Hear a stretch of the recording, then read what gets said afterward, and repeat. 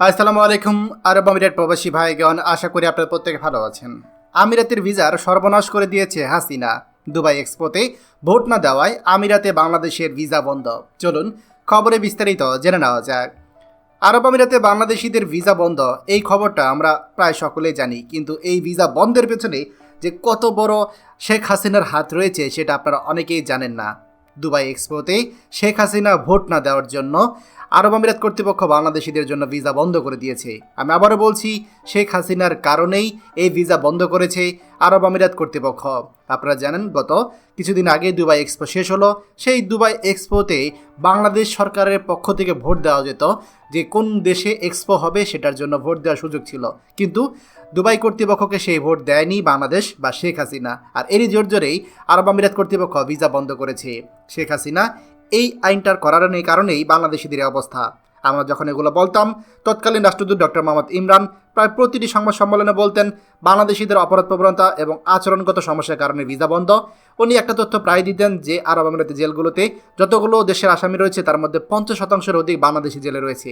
বাংলাদেশিদের আরব আমিরাতে অপরাধ না কমালে ভিসা খুলবে না।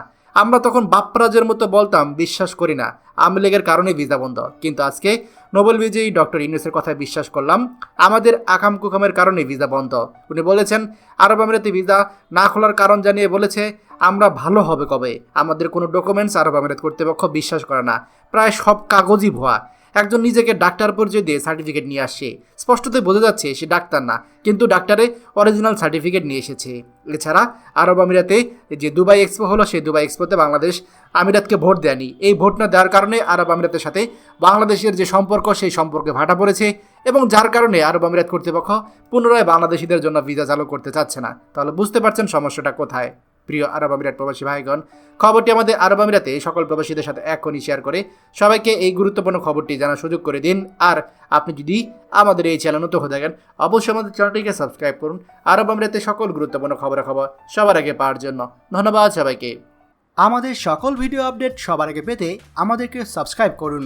সাবস্ক্রাইব করতে সাবস্ক্রাইব বাটনে ক্লিক করুন এবং বেল আইকনটি চাপুন, যাতে আমাদের কোনো লেটেস্ট ভিডিও আপনি মিস না করুন।